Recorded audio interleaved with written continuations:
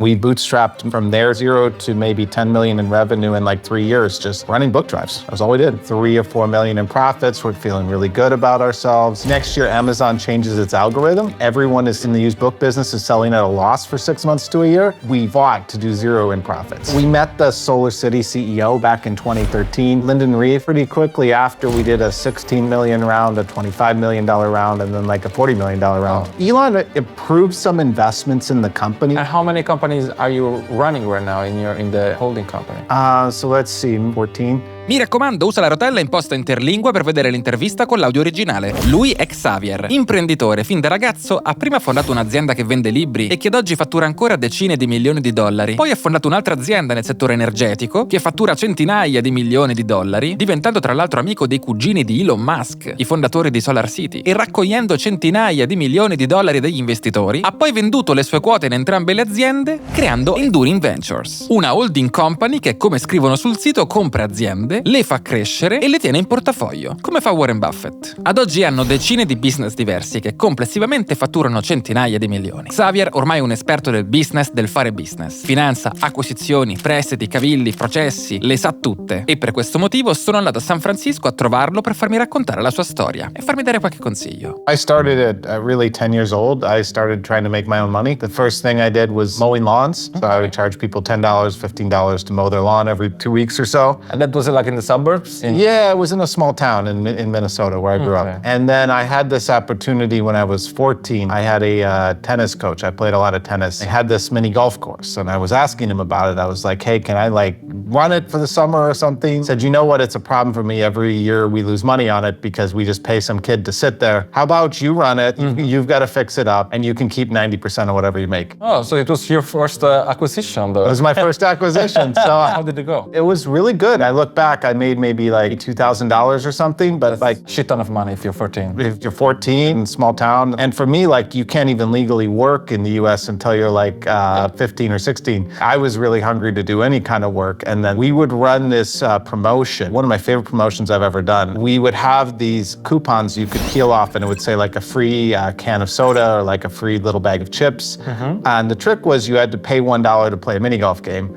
We'd give these out to all the little kids. Oh my God, a free can of soda, a free bag of chips. You know, for the mini golf course, it was a zero marginal cost business. It just needed to get people there. And if I had people there, then it looked more fun and other people would want to come. A bag of chips would cost me maybe 30 cents and I'd make the 70 cents on the customer acquisition and then I'd have them after. That's negative CAC. Negative CAC. Negative CAC and high gross margin, which is something I've loved ever since. And what did you decide to study then? I went to university for computer science. I was a pretty big tech nerd. I was in high school in like 1993, 94, 95, so like early days of the internet. I was really into these old computers called Amiga computers, which were the first like kind of audiovisual computers before Mac became the thing that you did audiovisual on. So that was where most of my money went. I started in computer science, but I switched to the business school after the first year. The engineering was never my passion. It was like the creative entrepreneurship was my passion. And so I had various entrepreneurial projects I started in college as well. So I hacked the student search engine in a simple way. There was a student search engine on the university website. It wasn't very good. I realized that I could send commands to it via the URL string, and so I could actually make it really good. And so I could make it do reverse directory. I meet a girl at a party, her name is Megan. How do I get her number? I just played with this and it became sort of a viral thing among the students, so all the students started using it. And so I had the 10th most visited web page on the university's web server. It was just my front end to their to their student search. That was kind of something I did freshman year, and then the second year, sophomore year, I kind of was saying, okay, what else can I build? Because I have all these students coming to my website. And so I tried to build an early version of a student-like social network sort of thing. Now this would be 1999. Too early. Too early. When I look back on it, I had a lot of good ideas, features on my site that in the end became like large internet products like on their own. I was so focused on hyper-local at that point. There was a real dark ages of like internet creativity of between the dot-com crash of 2001 and maybe like 2006. You really couldn't make money on the internet just gathering traffic because there just wasn't enough economic activity. And it was, plus hosting was really expensive, image hosting doubly so, video hosting triply so, at least for an individual entrepreneur, it wasn't like it is today. Yeah, it was too early. And then what did you do later? So then I graduated right after the dot-com crash. I was thinking thinking of going to try to work in technology. Like I tried to apply to Google in like 2001 or whatever. Like if I'd gone to school at Stanford or something, I probably would have gotten in the networks. I went to school at Notre Dame in the Midwest. Most people went from there to be accountants, consultants. It wasn't a startup culture on campus. It wasn't cool to be an entrepreneur. But you tried to apply to Google and stuff. Yeah. I couldn't find a tech job after the crash happened. And so I started selling textbooks on the internet. Because we didn't have jobs after school, we discovered that all these books that our friends had left, you could sell them on the internet for a lot of money, even though the college bookstore wouldn't buy them back. And I remember it was my friend who did it first. He asked me, like, is there somewhere on the internet you can sell textbooks? And I was like, well, there's this website, half.com, I know about. I've never tried it. I don't know if it works. So he went off and put all the books on there. And then the next day he had like $300 of orders and thought, oh, wow, this is something. We kind of did it together. And we just got like books from our friends and stuff. And we didn't really have like a good idea of how we could build a real business. And then I remember walking one day and thinking, well, maybe someone would just give you the books. If you had a good reason, a good cause that people can give the books, maybe students just give the books at the end of the term. And then I told my friend about it. He's like, that's a pretty good idea. Like, I think people would give the books. Ed è così che è nata Better World Books, occupandosi di vendere libri ottenuti gratuitamente che altrimenti sarebbero stati buttati. Per convincere però le librerie a cedere i propri libri, dividevano i guadagni con le no profit. E a distanza di 23 anni hanno donato più di 35 milioni di dollari. In più ha anche donato 38 milioni di libri e riusato 475 milioni di libri. Un sacco di roba. Sono però partiti umili. Inizialmente prendevano dei van, andavano nelle librerie e riempivano i van di libri per poi provare a venderli online.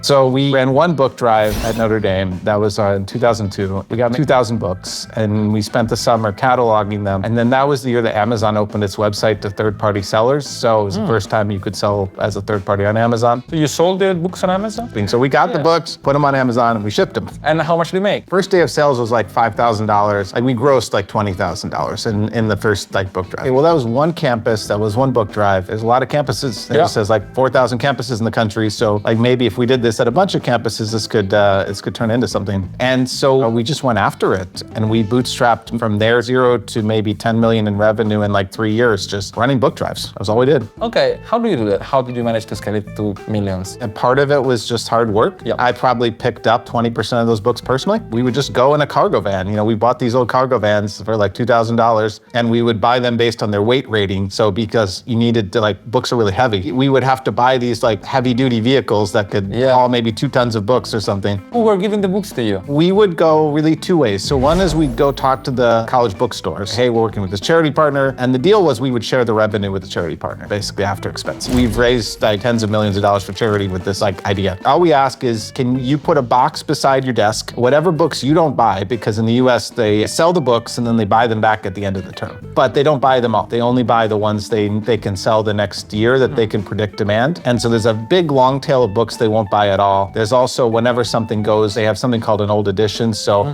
they put out a new edition of basically the same book every 3 years. Yeah, it changes by a sentence or something like that. Because they want to sell more books. And you got to sell the old one for a little money less. So you were doing it on Amazon, or you created your own e-commerce? We always found that textbooks sold far better through third parties because Amazon, also half.com, which became part of eBay, those 2 platforms were really where most of the textbook demand. The business is still going today, like 20 plus years later. Those were just the first days. Quindi di punto in bianco Xavier e i suoi amici si sono trovati con un business in mano, e quando gli imprenditori come lui mi raccontano queste storie, a posteriori sembrano sempre semplici. Però il diavolo è nei dettagli, per cui di preciso gli ho chiesto come abbiano fatto, quanto gli è costato e come ci sono riusciti. We started it just myself and 2 other friends bootstrapping. We really put in no money ourselves. Like it was literally like $100 to start it, and we took the money even from that first book drive and just recycled. And it was very difficult. I mean, there were many times we didn't take salary. In the summers, we would have to borrow money sometimes from friends, from family to get through the summer.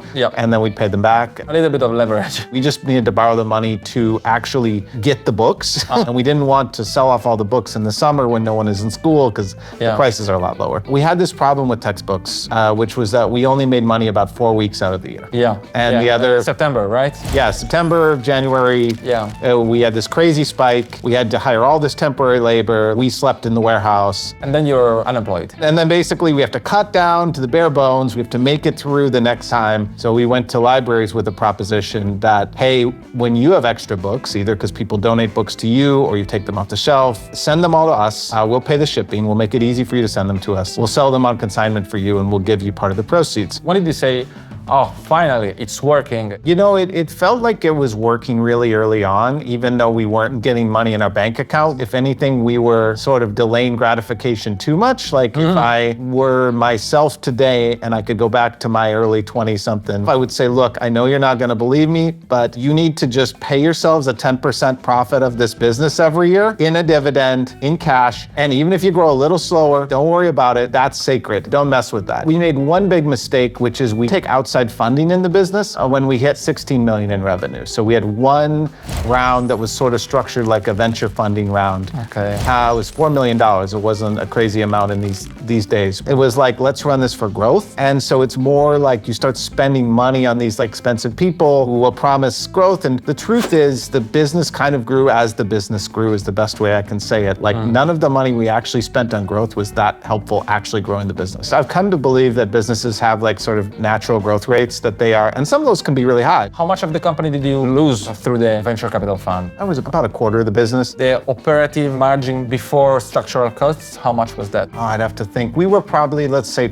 40% gross margin, something like this. So I was full-time there from 2002 to 2010. And then I was chairman from 2011 to 17. A lot of up, down, and sideways. I mean, just to give you one example, we had one year where we did, I think, 3 or 4 million in profits. We're feeling really good about ourselves. Next year, Amazon changes its algorithm, and everyone is in the industry, in the used book business, is selling at a loss for 6 months to a year. And we fought to do 0 in profits. And we had debt at that time too, because we'd also used some inventory finance. And so we went from being very healthy as a business to being in like distress and having to negotiate with lenders. And so many like ups, downs, sideways in the path of what was fundamentally a really smart business. Ed è così quindi che Xavier ha portato al successo la sua prima azienda, dove però nel 2017, dopo 15 anni di lavoro, ha deciso di vendere le sue quote. I sold my shares in 2017, so maybe 15 years after. It was just time to work on new things, you know. E in realtà già nel 2011 ha lasciato la carica di CEO per fare una nuova esperienza. And so when I was 30, I heard about this scholarship program in Oxford University in the UK, and they have 5 scholarships a year where they pay for your business school, and it's for like social entrepreneurs. So it's for like people who've started businesses that have like social impact. Okay. Quindi Oxford offriva 5 borse di studio per MBA a imprenditori con impatto sociale e come abbiamo visto Better World Books non solo dava nuova vita ai libri, ma li donava e divideva i guadagni con le charity. Quindi sì, Xavier era un perfetto candidato. We're also the biggest book donor in Africa of university books and also in the US of children's books. So we donate an enormous number of books. E così Xavier, dopo aver fatto tutti i test, è riuscito ad aggiudicarsi un posto. And so they accepted me to that program, and I spent a beautiful year in Oxford. I love everything about my year there. So you did an MBA in Oxford for free? I got a stipend, actually. They gave me £1,000 a month, a stipend, so it was really nice. Do you learn something in the MBA, or is more like networking and stuff? Well, I learned a few specific things that were really valuable. Like I did learn more about accounting than I knew before, which actually deeply understanding financial statements is a little different than just like superficially understanding them. And I learned how the world of big finance thinks about companies and thinks about ownership of companies and thinks about debt versus equity. And it's this very kind of abstract way of looking at the world where a company is an asset. It can have leverage, it can have debt, it can have equity, it has a capital stack. Like those were all very foreign concepts to me. I just put my head down on my business and I know how much cash is in the bank and I want the number to go up rather than down. Okay, I actually have to be really sophisticated about finance and structure and legal. Networking with my classmates was great. Some people I still work with today. I got on my next track because someone came, in this case from the mobile phone industry, and gave a talk about an idea that they thought was really cool and they kind of hoped someone would do something about it. And so the idea that was presented as kind of cool was that, hey, most people in Africa don't have electricity. I had spent a good amount of time in Africa with our charity work, and so I was very curious about Africa. And that, hey, the mobile phone industry is the one industry that spreads throughout Africa as payments infrastructure. How can we leverage the mobile phone industry's infrastructure and business model to bring distributed energy to lots of people in Africa? And I was really looking for something that was like a big opportunity, like that that if successful would make a meaningful change in how the world operates. Ed è così che Xavier ha fondato la sua seconda azienda, Zola Electric, che si occupa di portare l'energia in Africa. Questa volta non bootstrappata come l'altra, ma raccogliendo le venture capital. Tant'è che negli anni hanno raccolto più di 300 milioni, dando l'opportunità a Xavier di giocare al tavolo dei grandi. E infatti tra i primi investitori troviamo Lyndon Wright, fondatore e CEO di SolarCity prima che se la comprasse il cugino Elon Musk. Musk. So that was my introduction to being a venture-funded entrepreneur. So we started a company out of there with a very specific idea that we're going to build small solar power systems that people can pay with mobile money in small increments. And did it work? Yeah, I didn't get the billion-dollar IPO, so that didn't work. But that company is also still going, so it may still have a path to get there. It's changed a lot since I started it. When I started it, our first solar panels were maybe this big, 5 watts of power, 10 watts of power. Now, some of the company's products are being used in Ukraine to provide spot power to places where infrastructure has been damaged. When did you leave the company? In 2019. When did you do your MBA? 2011. So again, I worked solely on that business for about 8 years. So you were chairman of the book company. Yeah. On one side, working on the solar partner company on the other side. Yeah. Okay. And the solar panel company raised a lot of money. A few things happened. One was there's a company called Solar City, which is now merged into Tesla as part of Tesla's solar business. And so we met the Solar City CEO back in 2013, Lyndon Reeve. Okay. He was from South Africa. And when we met him, he said, look, I want to lead your Series A. Like, I want to help you build this business into a huge business. And so we had this very, very high profile Series A in 2013. That was Solar City leading it. And that really put us on the map. How much was that? That was $7 million. Pretty quickly after we did a $16 million round, a $25 million round, and then like a $40 million round. Big cap table with increasingly like very serious people. So I had like a big, powerful board and, very, very high expectations. Yeah, proper huge company. And you were the CEO, or? I was the CEO. Completely different from the other, right? Huge challenge. I mean, immense amount of learning. I went from knowing almost zero about how to build hardware to really understanding deeply how hardware is built. I went from somewhat of a novice at finance, I think, to being a pretty expert at it, because we also had to do financing facilities for, these solar systems being paid in small increments. We need to finance that. It's like a loan. It's like a loan. So we essentially had a hardware business, a microfinance business, distribution business in 5 African countries. Yeah. We really a pretty complex software platform that managed it all with millions of micropayments. So we really had to build the whole stack. So degree of difficulty was like maybe Elon is 10 out of 10, so I will never say anything is 10 out of 10. That's sort of like catching a rocket in midair. This is like a good 7 or 8. Did you manage to meet Elon or other people? Because that was really close to his mission at the time. Elon approved some investments in the company. I never got to meet him through that process, but Lyndon and Pete, who are his cousins, I got to know them really well through building the company, and they were the founders of Solar City. And so then Solar City got merged into Tesla in the early days. And there was a point where he threw out buying the company for stock before his Series B, and it almost happened. So that would have made me the proud owner of some Tesla shares. And so dynamic definitely changed once they were merged into Tesla, because Tesla pretty much dismantled the solar organization in the first year or two and kind of rebuilt it as a very different organization. Yeah. Tesla doesn't make minority investments, so all of a sudden we became this kind of annoyance. How was the business? Did you manage to grow, make it work? It grew really fast, but we had some troubles with getting the payment rates consistent enough and high enough that the whole business model worked. I had to make one very tough decision that was the right one for the business, which was essentially to do a hard reset on our credit policy, which basically put growth, just to give you a sense of context, we were installing 10,000 systems a month at one point, and I had to take us all the way back to 1,000 systems a month and then build back up. Yeah. In some ways, the board respected that I had done that, but I think in other ways, as a CEO, you kind of get all of the blame and some of the credit.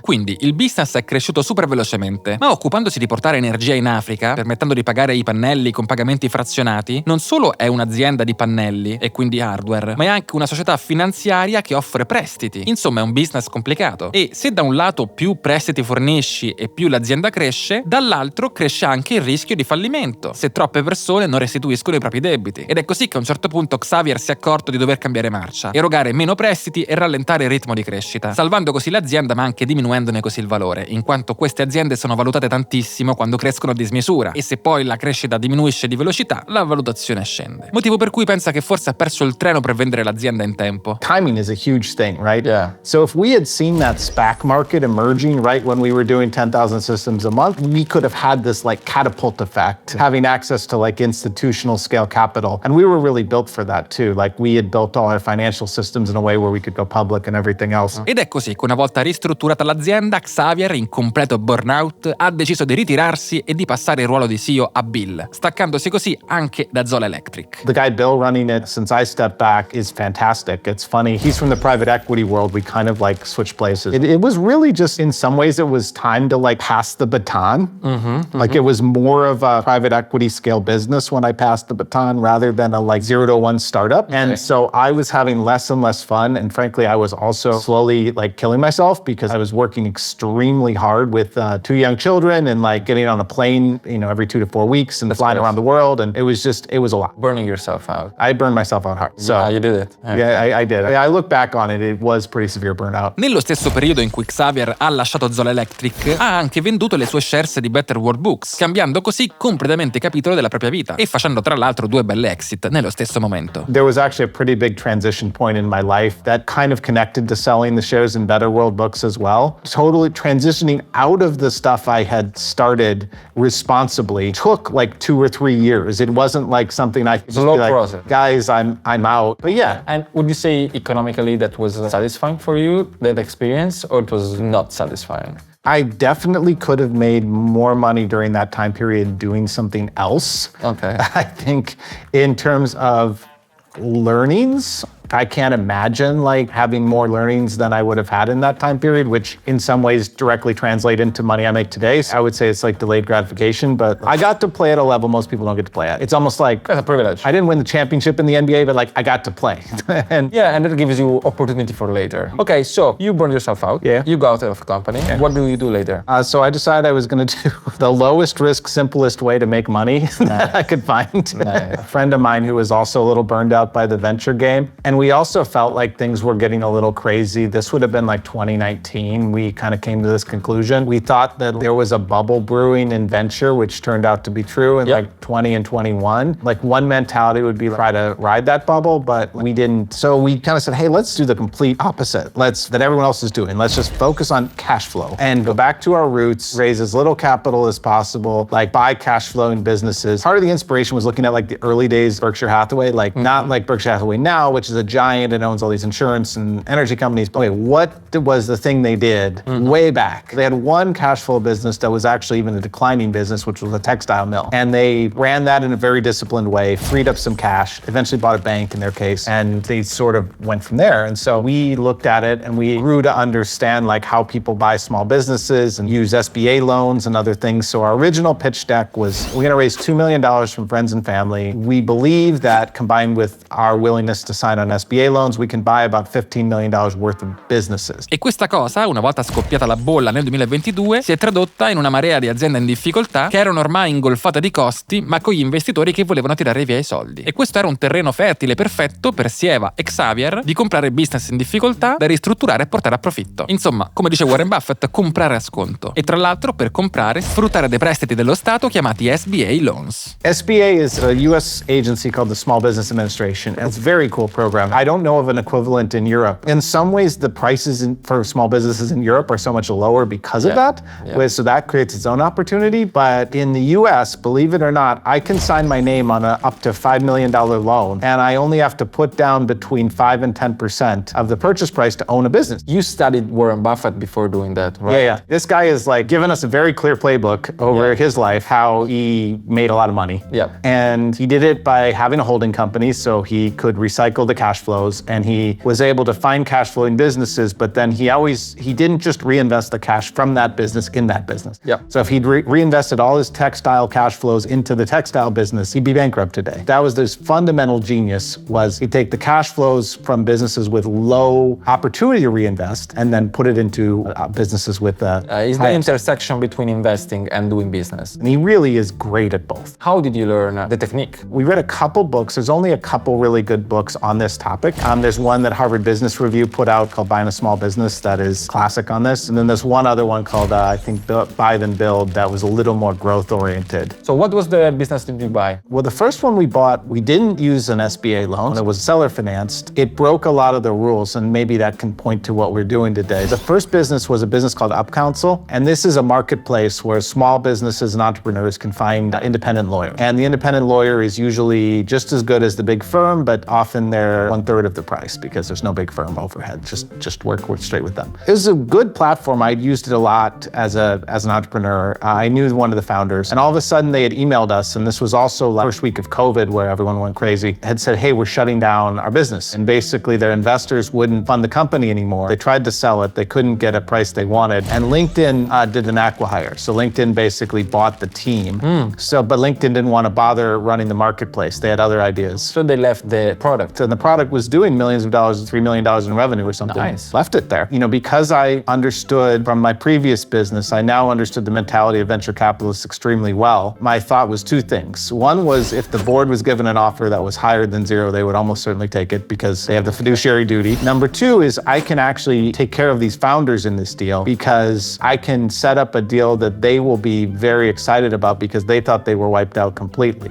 So you did like a book value acquisition? If I look today, I even overpaid a little, but we said we'll pay $200,000 down for 100% of the business. Crazy. And we'll have a 1.8 million seller note that we'll pay in 4 equal installments. It's essentially like a loan from the seller in some ways. No bank is going to lend us money against this business. We're going to use cash flow to pay you. Yeah, we're going to use our cash flow to pay you, which is a great structure and is more possible than you think. Yeah. So essentially it was 90% financed by the seller. There's no recourse, there's no personal guarantee. I didn't have to sign and say you can come after my other assets if I don't pay you. The worst case, I hand you the business back, or in all likelihood we renegotiate that. Quindi questo primo deal si è basato sul fatto che l'azienda, Up Council, non era un'azienda che doveva ragionare da unicorno e concentrarsi sulla crescita bruciando cassa. La strategia non funzionava e quando gli investitori si sono tirati indietro hanno lasciato Up Council indebitata e piena di problemi, nonostante in realtà fosse un business pieno di potenziale e quindi un'occasione perfetta per Xavier e Sieva di comprare a sconto, ristrutturare il business e concentrarsi sul fargli fare soldi. And so that really got us into tech turnaround, where we are buying a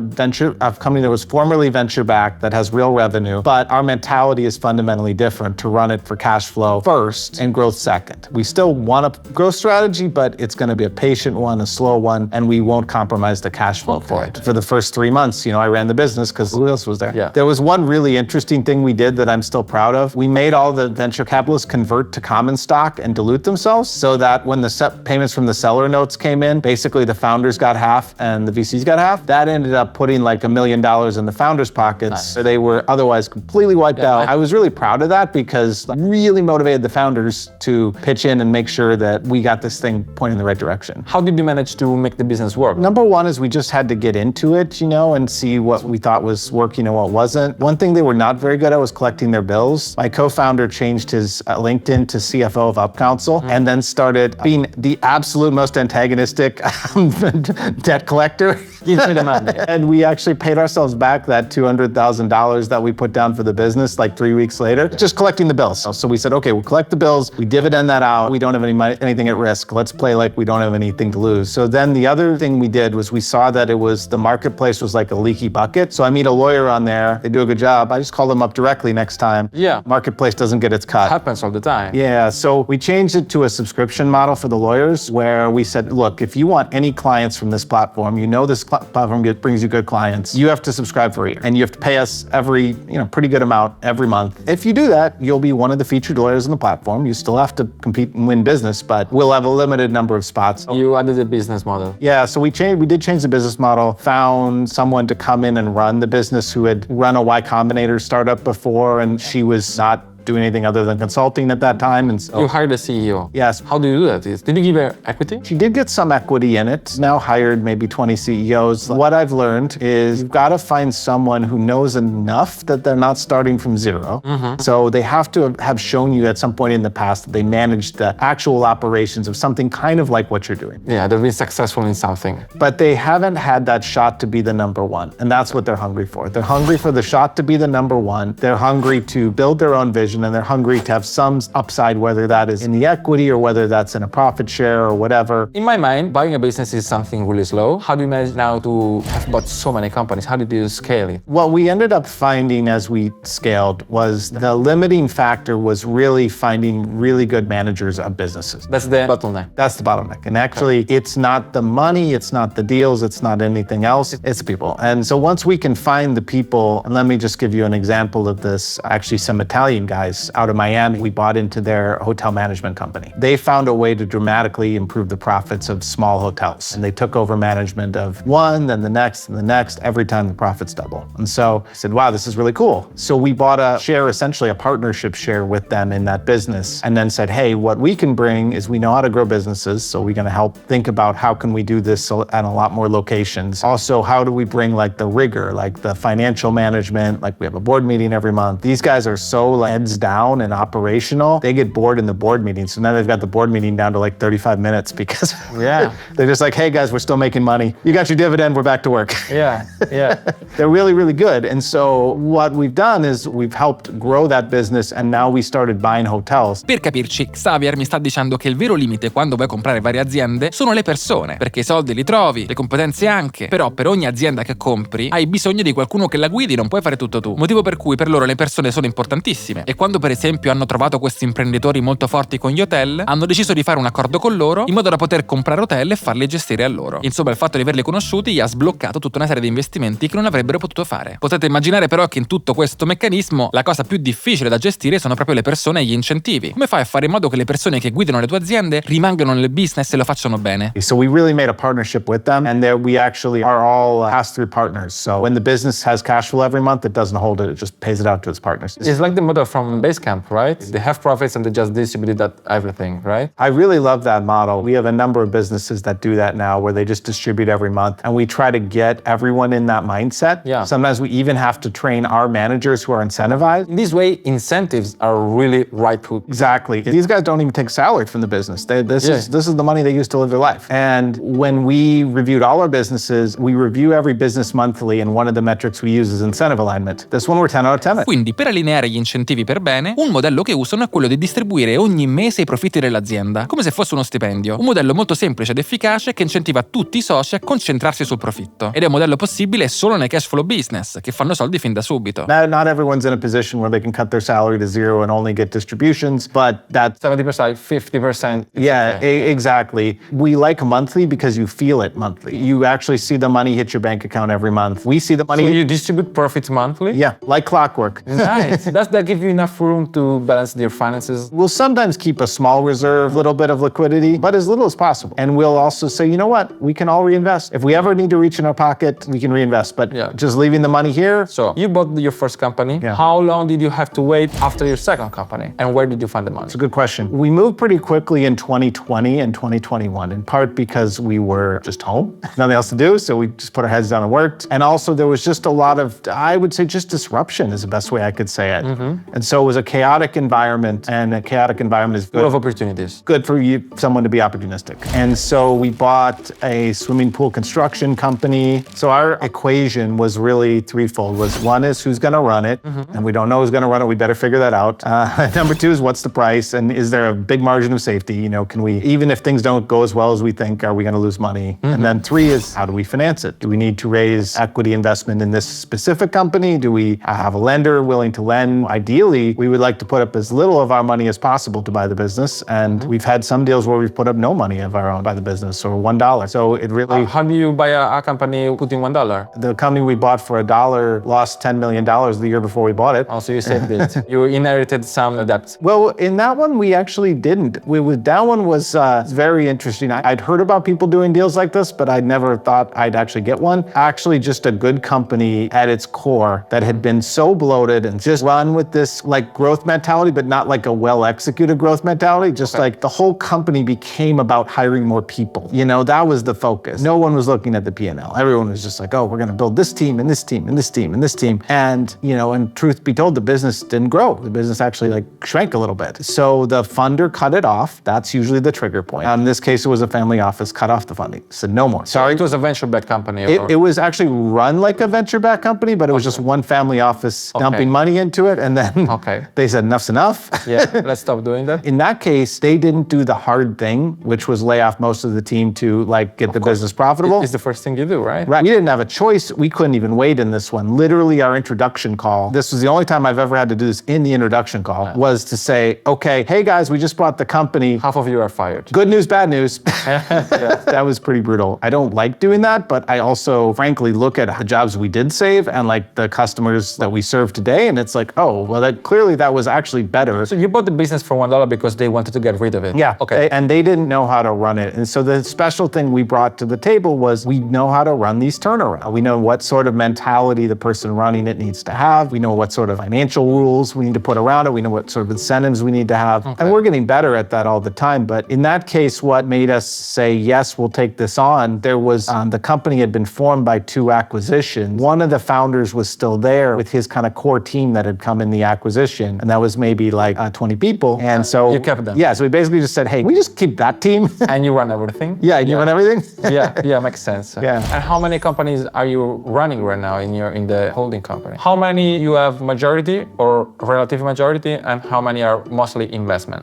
So let's see, relative majority, we've got, I'm gonna say off the top of my head, about 14. That's a lot. Let's talk about money. You raised $2 million capital at the beginning from friends and family. We raised 18 million more about 2 years later. So we've had total about 20 million equity into the holding company. And you gave up a little bit of equity? We gave up some equity. So I can't say for this one exactly what we gave up, but we were able to structure it in a way. One thing we did that I'm proud of is if anyone wanted to buy into the company, they had to buy the same shares I do. Okay. So there's only one class of stock. Yeah. It's not like the preferred stock that gets all the money first. There's just the common stock. So you financed most of your acquisition through those money? It's always a combination. Some combination of using that equity, which is like our most precious and rare, right? That's like in some ways the capital of last resort. Seller financing, earnouts, sometimes investment directly in the entity. So for example, we just bought a hotel my Italian friends are going to manage. For this one, we went to people who are real estate investors and said, hey, these guys really predictably improve the profits of a property. Even if they can't do that, this is still a good buy, but if they do that, it's a really, really good buy. We syndicated the equity. So we essentially went out and we put in some of our own money to show we're serious, but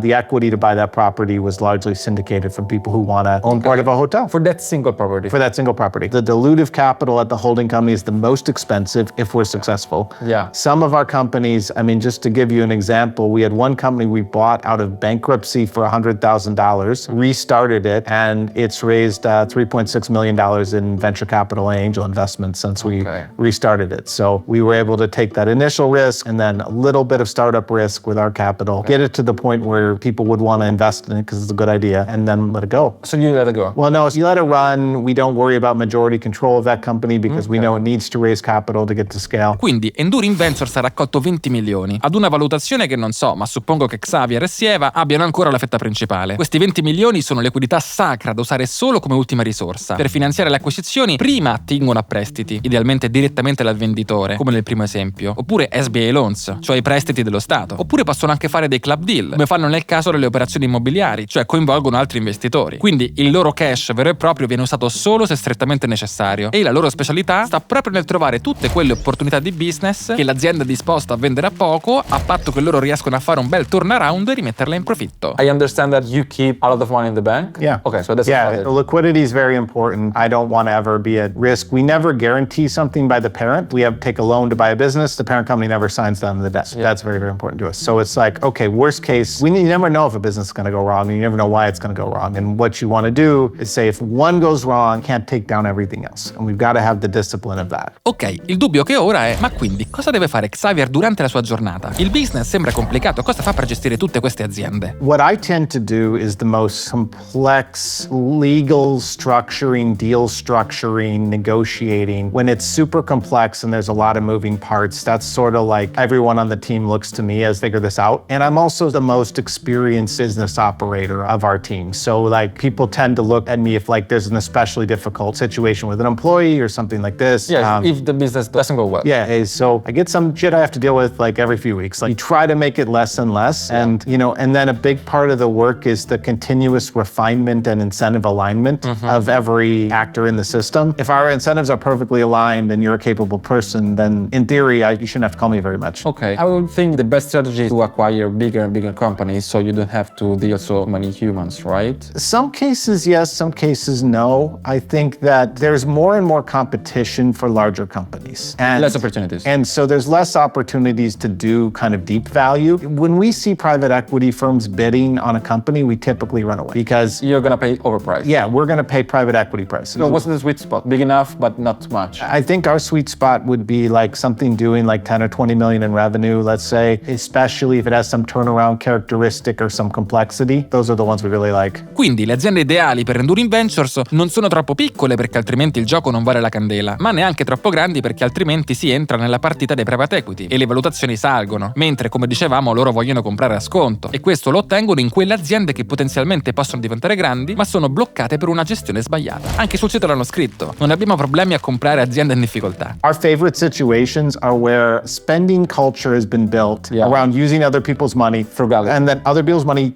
cuts off. No more money, so they don't know what to do. Nobody knows what to do. In Italia io ho intervistato i ragazzi di Benny Spoons che fanno qualcosa di analogo, cioè anche loro comprano aziende e le ristrutturano con l'obiettivo di tenersele, come fa Warren Buffett, e anche loro cercano opportunità dove il mercato è validato ma la gestione non va bene, puntando a mettere a posto il business, la finanza e i processi. Ma la grossa differenza è che Benny Spoons è settoriale solo sulla parte tech, e infatti in azienda sono tutti sviluppatori, e il valore aggiunto che propongono è proprio quello di migliorare la parte tech, oltre che di business e finanziaria, mentre Enduring Ventures è la gestione in toto delle aziende, il vero e proprio business of doing business, che io trovo molto interessante, un'abilità che tutti gli imprenditori devono imparare. E per questo devo ringraziare Xavier, perché in questa chiacchierata ho imparato un sacco di cose nuove, e inoltre ha una storia veramente ispirante. Se vi interessano temi come questi, date un occhio ai video che ho fatto con Benny Spoons e con tutti gli altri imprenditori, e iscrivetevi per non perdervi anche tutti i prossimi video che farò con i prossimi imprenditori. Ciao!